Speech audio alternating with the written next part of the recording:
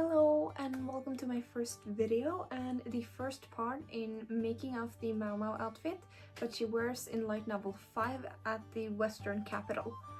It is this outfit here, and I have already, before we start anything, made the reddish sash and the green and blue belt, as I did it earlier before I thought about actually making it a video or a little series of me making it to document it, because this project is also going to be a competition piece for Magicon's qualifier for TOC.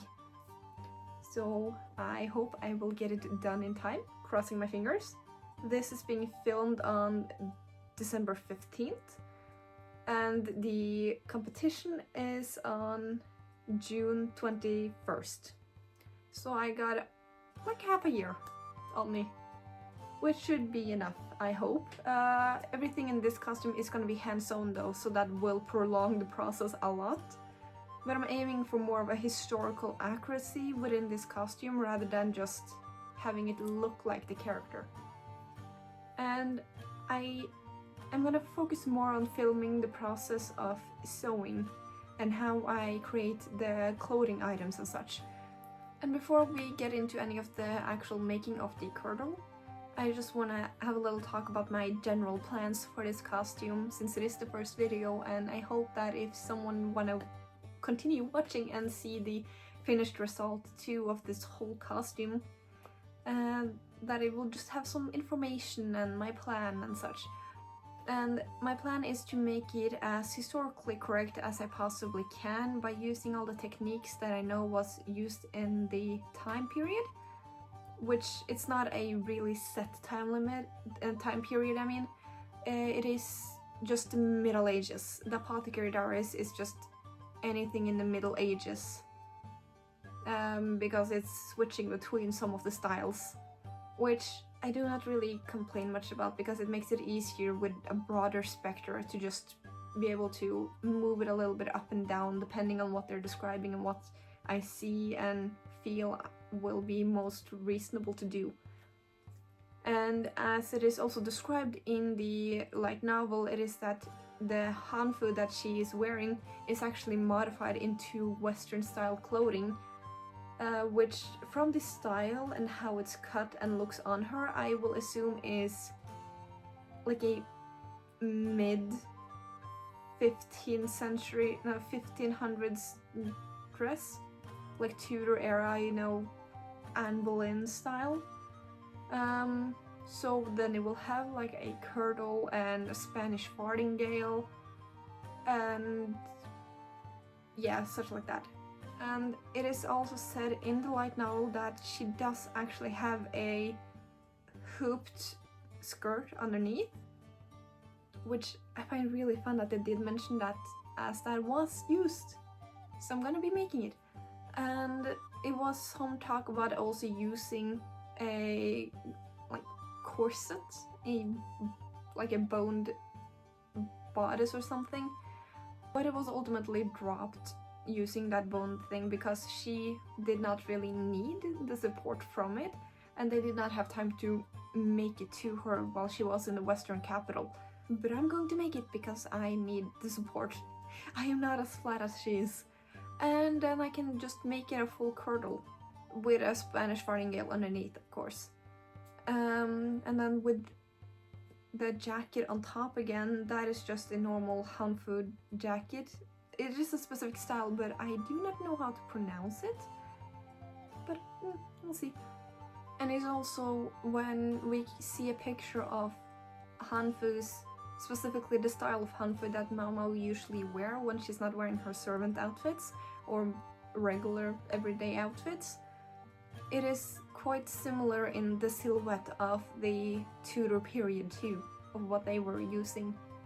So it's not a far stretch to just take a hanfu that she brought with her, or well, that Jinshi brought with him to her, and alter it into the fashionable style that they could only do there because they didn't know how the fashion was. And so therefore it is basically, for the kirtle, my plan is to be making the kirtle top that is really structured. It's also not going to be boned with any type of boning. It's going to be layered with a lot of fabric and a buckram that I will actually just take linen and apply hide glue, which is what I've read is common. Not fully sure, I'm not an expert on this period at all. And then attach it to the skirt, which technically would be separate pieces if it was a hanfu, I believe. Do not quote me on it, I do not fully know, but my plan is to make it to one piece. My plan for at least now with the kirtle is that I will be making the top green part, and then I will have the like sea green turquoise skirt as the kirtle, full kirtle itself, and it will be side lacing. And I will not use boning in it, I will use buckram, well, linen with hide glue, which essentially is buckram, but I will do it myself because it was actually cheaper just getting the hide glue. I have a little stash of linen in the closet behind me, so using what I have on hand, it is the best. And so the fabrics I will be using as the main outer fabrics for the kirtle is the same green as I've used here on the belt, and this one. I do think the camera is not picking up the colors completely right, but it's also quite dark in this room. The only thing lighting up now is my ceiling lamp and this ring light. And both of the green and this green is dyed because I did not find the fabric that I wanted. Either I couldn't find the right color or I couldn't find the right like fiber or texture of the fabric, so I dyed it at work. I have access to dyeing equipment, and also my boss is really good at dyeing and really kind, so I got to do it there, which I'm really happy about because it's both the skirt, this green, and for a light blue jacket, and the dark bluish green details and color on the jacket. I have already started a bit on the skirt though, so but I've only attached 2 of the panels together, which I have 4, so it will be approximately 6 meters circumference on the skirt, which was, as far as I've read, quite standard for like a higher occasion outfits and for more of nobility, which she is the princess of the Law Clan, so And then I used a either spaced backstitched or running backstitch. I'm not fully sure which one it is called, or both could maybe be used interchangeably, I don't know. But I used that here. Can you see it? Somewhat. You can somewhat see it. With the salvage edges just raw here, because I did not want to deal with any fraying. I am then going to be cutting a bit of the thing off and doing a French seam to just fully finish it nice and neat and tidy, because I like that. I have no other reason for it. I don't really need to because it is the salvage edge, but I want to do it because it will be better.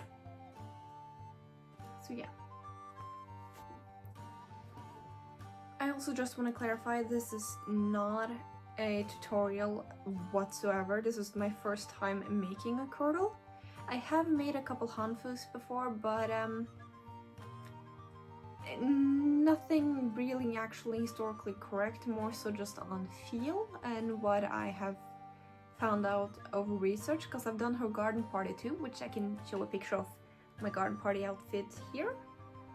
And yeah, so do not take it as a tutorial, and just, yeah, it is a more so video blog or just video documentation of me making it, because it's also, I am bad at taking pictures of my process, but if I'm filming it and trying to make a video out of it, I might actually remember. Since this was my first video too, the editing probably will be weird and the filming might not be the best, but I'm trying my best here. So, yeah, take it or leave it, I guess. Here I'm doing a spaced backstitch, which is quite strong and much faster than a regular backstitch. I decided to do a bit different when it comes to the French seam. Instead of sewing wrong side to wrong and then right to right, I did right to right and then folded in the edges and whip stitched the edge, as it took shorter time when doing it by hand.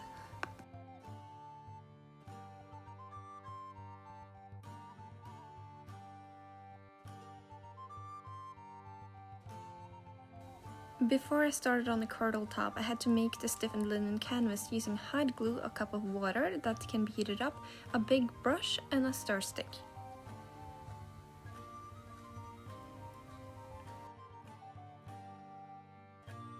I poured a little bit of the hide glue in the water, just eyeballing it, and stirred it. Then left it to soak up the water for 2 hours. After that I put the cup in a water bath on the stove to heat it up, but not so much that it would boil, only to melt down the glue fibers.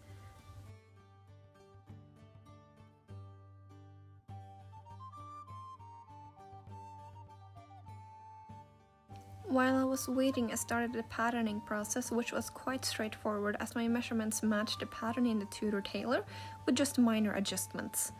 And I did a mock-up off camera because I needed a friend to help me do the fitting.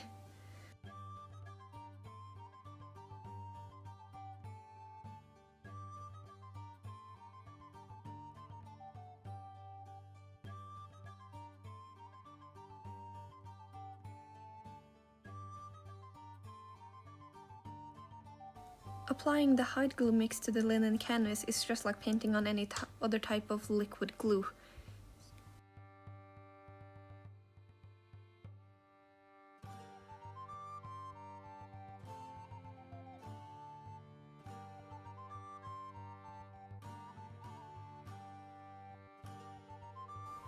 After it dries, it looks and feels like thick paper.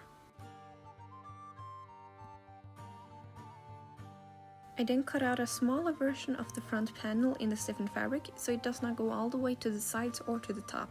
I do this so it will curve properly around my body. Behind that I have a slightly bigger layer of medium thick wool that I basted onto the linen, which again basted onto another layer of unstiffened linen canvas that is cut without seam allowance except for the sides, which I wanted some extra strength for the lacing. And obviously my cat wanted to help me with this task.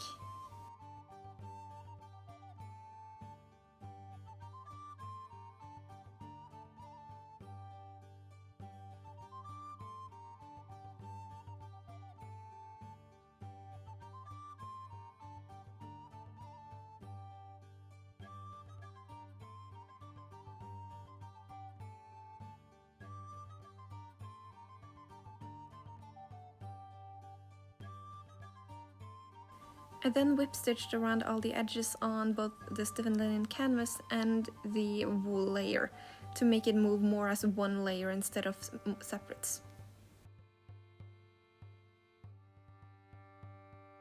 Last step before adding the lining is to attach the green outer layer, which I embroidered earlier. Then I lined it up to the other piece with embroidery in the middle and folded over the edges and stitched them down. This made it much easier to sew the lining as I didn't have to wrestle 2 seam allowances while stitching.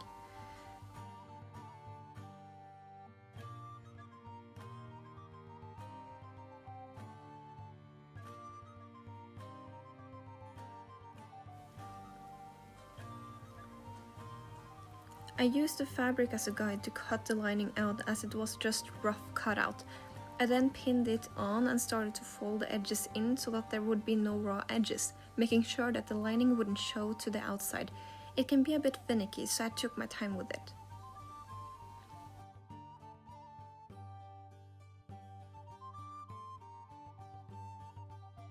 Then I stitched it down with an invisible stitch to make it look as neat as possible. This process is repeated for the back, just without the wool and stiff layer.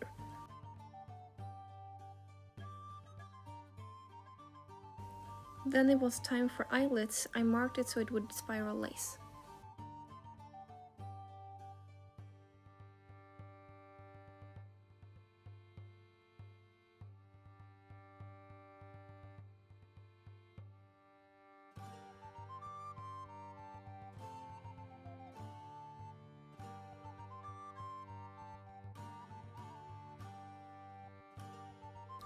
I then cut up some embroidery floss, separating them into two and waxed it, so it would be strong and easy to sew with. I recommend ironing the threads after waxing, so the wax melts into the threads and does not rub off while sewing.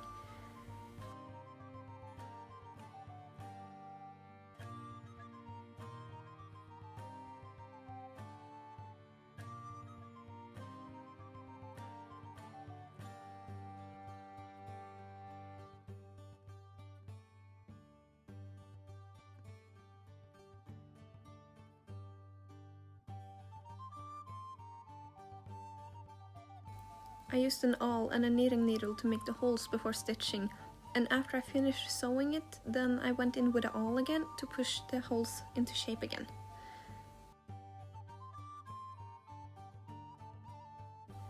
Making all the eyelets is a really time-consuming task, so I was watching a show while doing it.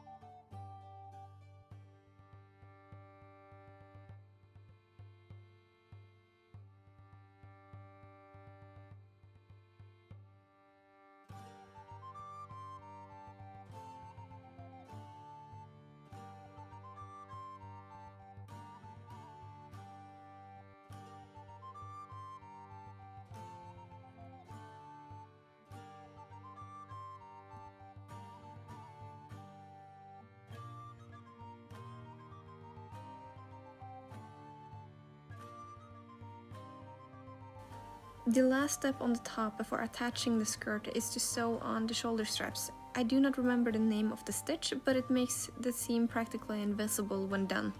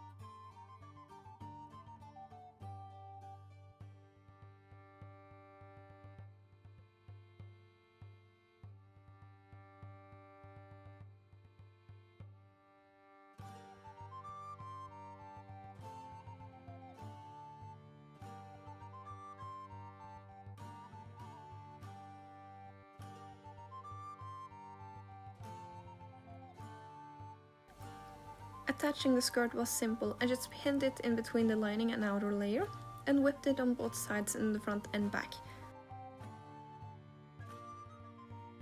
This has been a fun project and I have learned a lot from it. I'm really excited to continue on the costume. I have not decided whether to make the farthingale or the jacket next, but we will see. And I will definitely make another kirtle with a proper skirt next time.